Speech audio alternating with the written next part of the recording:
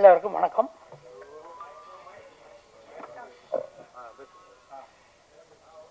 நான் தூய தமிழில் எல்லாம் எனக்கு பேச தெரியாதுங்க. இவன் தோ 56 வருஷமாக சென்னையில் தான் இருக்கும். இருந்தாலும் என்னுடைய தமிழும் உங்கள் தமிழுக்கும் நிறைய வித்தியாசங்கள் இருக்கும், மன்னிக்கணும். பிளாக் அண்ட் ஒயிட்டில் இருந்து இப்போ கலரில் வந்து நின்றுட்டுருக்கோம், டிஜிட்டல் மீடியாவில் வந்து நின்றுட்டுருக்கோம். ரொம்ப சந்தோஷமாக இருக்குது. இந்த மாதிரி மீடியா பேர்சன்ஸ் கூட எனக்கு வந்து நின்று பேசக்கூடிய சந்தர்ப்பம் கிடைச்சது. நான் எல்லாருக்கும் நன்றி சொல்கிறோம். எஸ்பெஷலி என்னுடைய ஸ்டூடெண்ட்ஸுக்கு. என்னென்னா, இந்த கோவிட் டைமில் வீட்டில் சும்மா இருக்கோன்னு சொல்லிவிட்டு க்ளப் ஹவுஸில் போகிறபோது நிறைய அங்கே வந்து ஆளுக்கு சொன்னாங்க, சார் எங்களுக்கெல்லாம் சினிமா கற்றுக்கணும்னு ஆசை இருக்குது சார், எங்களுக்கெல்லாம் அதுக்கு வசதியே இல்லை, நாங்கள் எப்படி கற்றுக்க முடியும்? அப்போ நான் சொன்னேன், சும்மா தானே இருக்கோம், டெய்லி ஆன்லைனில் வாங்க, நான் கற்றுக் கொடுக்குறேன் சினிமான்னு சொன்னோம். அப்படி அவங்களுக்கெல்லாம் ஃப்ரீயாக டெய்லி கிளாஸ் எடுக்க ஆரம்பித்தோம். ஒரு 1 hour 2 hours அப்படியே போயிட்டு இருந்தது. அப்போ அப்படியே ஒரு 100-150 கிளாஸ் எடுத்ததுக்கப்புறம் அவங்க சொன்னாங்க, சார் எங்களுக்கு ஒரு ஒர்க் ஷாப் நடத்தினா நல்லாயிருக்குன்னு சொன்னாங்க. ஓகே, நான் சொன்னேன், ஒர்க் ஷாப் நடத்தி என்ன பிரயோஜனம்? நான் ஒரு 10 நாள் நடத்துவோம். இதுதான் கேமரா, இதுதான் லைட்ஸு, இதுதான் ஜென்ரேட்டரு, இதுதான் ரிஃப்ளெக்டர்னு சொல்லி காட்டுவோம். கொஞ்சம் ஒரு 2 ஷார்ட் ஃபிலிம் எடுப்போம், ஒரு சர்டிஃபிகேட்டும் கொடுத்து அனுப்போம். அதனால உங்களுக்கு ஒன்றும் பிரயோஜனம் இல்லை. அதோடு நம்ம அந்த 10 நாளுங்கிறது ஒரு 15 நாள் 20 நாளாக மாற்றினா ஒரு சின்ன ஃபிலிமே நமக்கு எடுக்கலாமேன்னு சொன்னாங்க.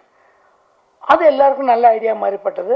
அன்றைக்கி நான் அவங்கள வச்சு ஒரு சின்ன ஃபிலிம் எடுத்தோம். ஆனால் அன்றைக்கி ஒரு தியேட்டர் ரிலீஸ் ஒன்றும் மனசில் எண்ணமே இல்லை. நாங்கள் எடுத்தோம், அந்த படம் நல்லா வந்தது. அப்போது ஸ்டூடெண்ட்ஸுக்கு தான் அவங்களுக்கு ஆசை வர ஆரம்பிச்சார், தியேட்டர் ரிலீஸ் பண்ணுமேன்னு. ஆனால் அது இப்போ தான் ரிலீஸ் பண்ண போகிறோம், சென்சர் ஆச்சு. பட் அதில் ஒன்றும் அந்த மாதிரி தியேட்டர் ரிலீஸ் பண்ணக்கூடிய அளவில் எலிமெண்ட்ஸோ அந்த மாதிரி ஒன்றுமே இல்லை. சும்மா ஒரு எக்ஸ்பெரிமெண்ட் மாதிரி எடுத்தது. ஆனால் இருந்தாலும் இப்போ நாங்கள் அதை ரிலீஸ் பண்ண ட்ரை பண்ணோம். அன்னைக்கு ஸ்டார்ட் பண்ணது தான் இது என்னுடைய 3வது பேட்ச். இப்போ வந்து என்னுடைய ஸ்டூடெண்ட்ஸ் சொன்னால் இங்கேயே இருக்காங்க. 76 வயசு 82 வயசு ஸ்டூடெண்ட் வரைக்கும் இருக்குது. ஏன்னா ஆக்டிங்க்கு ஏஜ் பிரச்சனை இல்லை இல்லைங்களா. 6லேருந்து 100 வரைக்கும் நான் எல்லோரும் வர சொல்லியிருக்கோம். எல்லோரும் வந்து ஒர்க் பண்ணுறாங்க, கூட எல்லோரும் இருக்காங்க. அவங்க எல்லாம் ஆக்ட் பண்ணியிருக்காங்க. இந்த படம்ங்கிறது என்னுடைய மட்டும் இல்லை, டிரைவர் டு டைரக்டர் எல்லோரும் சேர்ந்து தான் பண்ணியிருக்கோம். இதுக்கு தனி ஒரு கலைக்காரங்க இந்த மாதிரி துறையிலேருந்து வந்திருக்காங்க இந்த மாதிரி கிடையாது. எல்லோரும் எல்லா வேலையும் செஞ்சாங்க. யார் சமைச்சாங்க, யார் சர்வ் பண்ணாங்க, யார் வெசல்ஸ் கழுவி வச்சாங்க, யார் ட்ரைவ் பண்ணாங்க, ஷூட்டிங் ஃப்ளோரை எப்படி தொடச்சி வேணும் ஒன்றும் கிடையாது. எல்லோரும் எல்லா வேலையும் செஞ்சுருக்கோம், இன்க்ளூடிங் மீ. அதே மாதிரி இது ஒரு ப்ரொடியூசர்னு இல்லை, எல்லோரும் சேர்ந்து ஷேர் பண்ணி அவங்கவுங்க பேக்கெட்லேருந்து 10 பைசா 20 பைசான்னு சொல்லி அப்படி போட்டு எடுத்த படம் இது.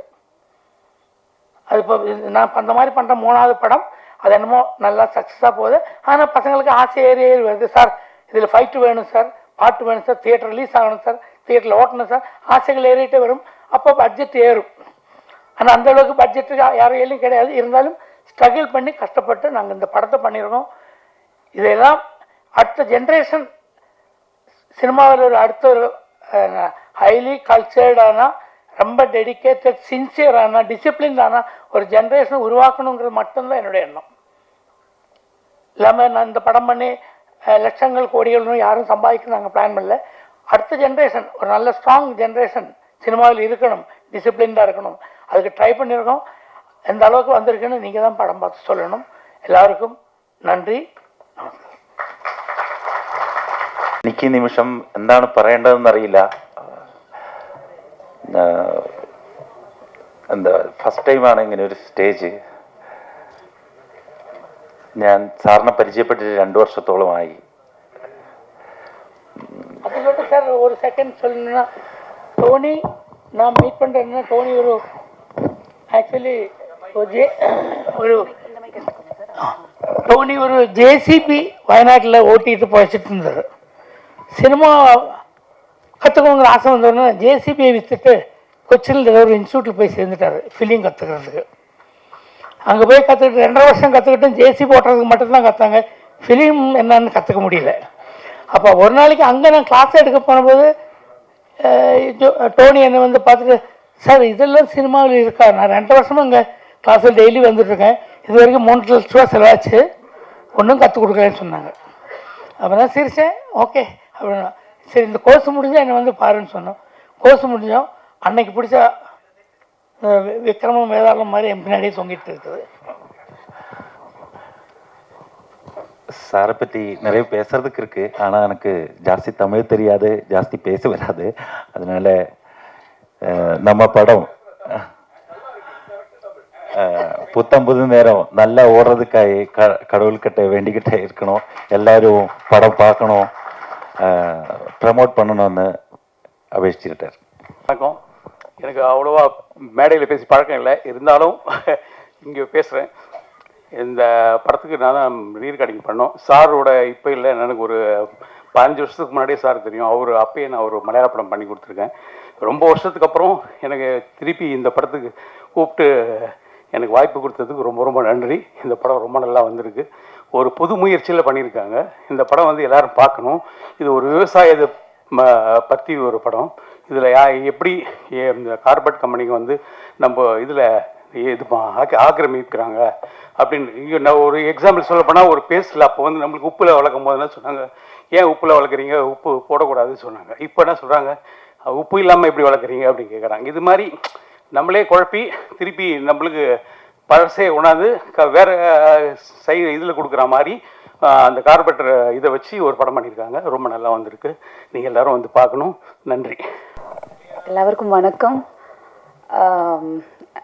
ஏதாச்சும் தப்பு இருந்துச்சுன்னா, நான் தமிழ் பேசுகிறதுல தப்பு இருந்துச்சுன்னா மன்னிச்சுக்கோங்க. So I'm so happy and excited to be here, and this is my second film. Sir கூட தான் நான் செகண்ட் 2 மூவிலையும் ஒர்க் பண்ணியிருந்தேன்.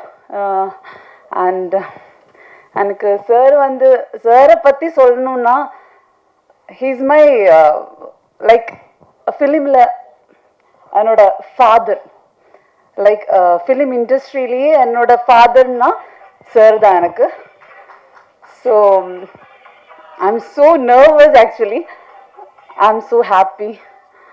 எனக்கு என்ன சொல்லணும்னு தெரியல, sorry. Okay, thank you. I'll talk in English. My Tamil is not that good. First off, sir to me is like, as Subha said, he is like a father figure, not only to me, to every one of us. And the experience on set was, it was not a film set. It was more like a family living together, everybody having fun, and just like shooting a movie by the side, and we were just having fun. We were actually like living the best time of our lives there, and all thanks to sir. And speaking about the movie, it was a very joint effort, and it was based on something very important, and we wanted to bring out the sufferings and all that faced by the farmers, and we wanted to showcase their importance to the world also. And I don't know what else to say. Thank you so much for this opportunity, and thank you sir for trusting us with such a big thing. Thank you so much. First of all, thank you so much everyone. எனக்கு என்ன சொல்லணும்னு தெரியாது. So I'm very excitement because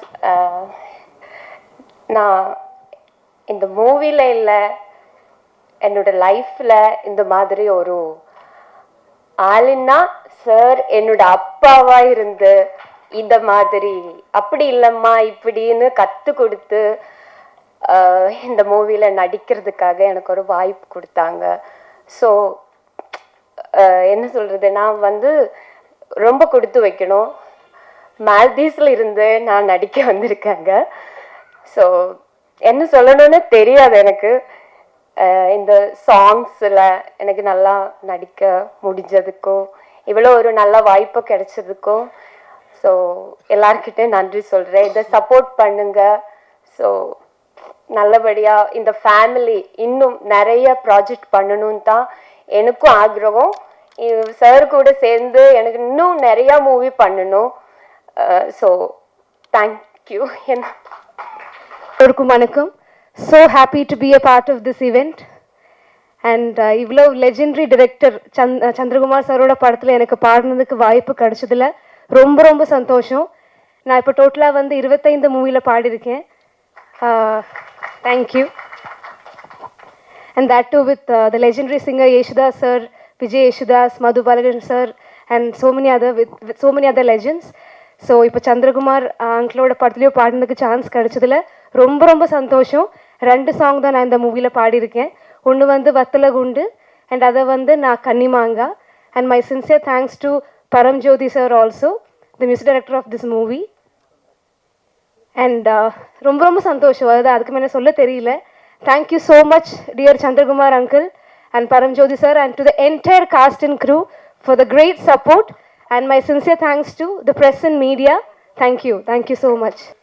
face குரு அவர்களுடைய ப்ரொடக்ஷன்ல புத்தம் புது நேரம் இப்பொழுது அவருடைய இசை வெளியீட்டு விழா இங்க சிறப்பா அரங்கேறி கொண்டிருக்கின்றது.